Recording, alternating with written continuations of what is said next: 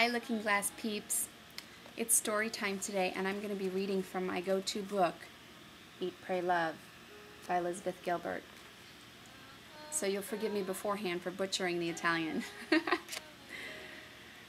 As I will find out over the next few months, there are actually some good reasons why Italian is the most seductively beautiful language in the world, and why I'm not the only person who thinks so. In the 16th century, some Italian intellectuals got together and decided that this Italian peninsula needed an Italian language. This gathering of intellectuals proceeded to do something unprecedented in the history of Europe. They handpicked the most beautiful of all the local dialects and crowned it Italian. In order to find the most beautiful dialect ever spoken in Italy, they had to reach back 200 years to 14th century Florence.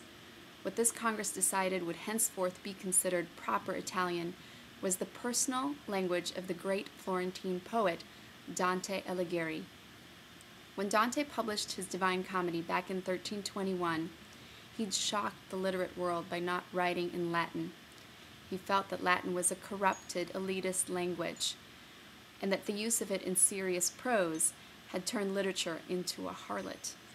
Instead, Dante turned back to the streets, picking up the real Florentine language spoken by the residents of his city and using that language to tell his tale.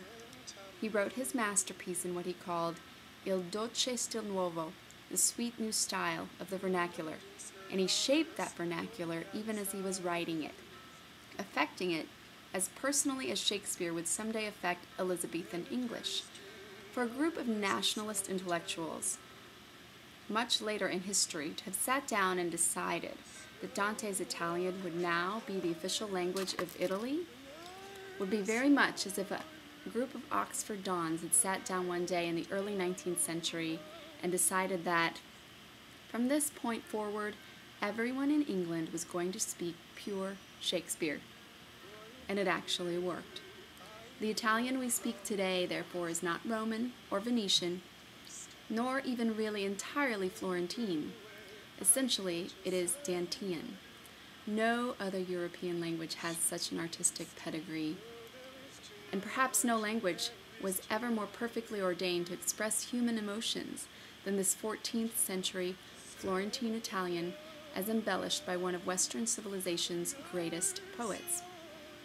Dante wrote his Divine Comedy in terza rima, triple rhyme, a chain of rhymes with each rhyme repeating 3 times every 5 lines, giving his pretty Florentine vernacular what scholars call a cascading rhythm, a rhythm which still lives in the tumbling poetic cadences spoken by Italian cab drivers and butchers and government administrators even today.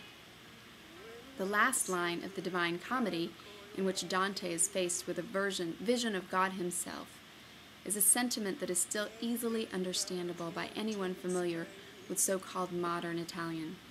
Dante writes that God is not merely a blinding vision of glorious light, but that he is, most of all, l'amor che muove il sole e l'altre stelle, the love that moves the sun and the other stars.